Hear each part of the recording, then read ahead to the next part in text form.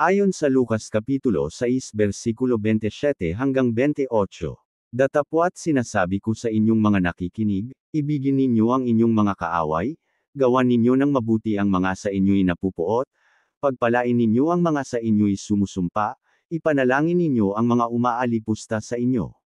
Bakit kailangan natin itong malaman?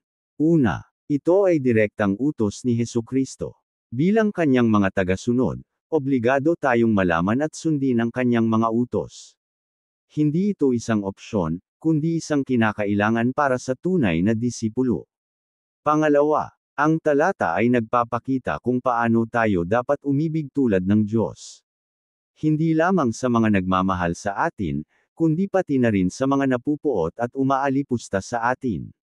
Pangatlo, ang pag-ibig sa kaaway ay isang revolusyonaryong konsepto na maaaring magpabago sa mundo. Sa pamamagitan ng pagpapatawad at pagpapakita ng kabutihan sa ating mga kaaway, maaari nating putulin ang siklo ng karahasan at magsimula ng paghilom at pagkakasundo. Ano ang kahalagahan nito? Una, ipinapakita nito ang tunay na kahulugan ng pag-ibig. Hindi ito basta emosyon o pakiramdam, kundi isang desisyon na kumilos ng may kabutihan, kahit sa mga taong hindi karapat-dapat. Pangalawa, ang pagsunod sa talatang ito ay nagpapalaya sa atin mula sa puot at galit. Kapag pinatawad natin ang ating mga kaaway, hindi na tayo nagiging bihag ng kanilang mga pagkakamali.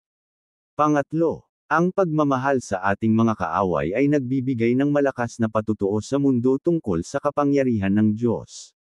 Sa madaling salita, ito ay utos ni Hesukristo na nagtuturo sa atin na tularan ang Diyos, at may kapangyarihang baguhin ang mundo.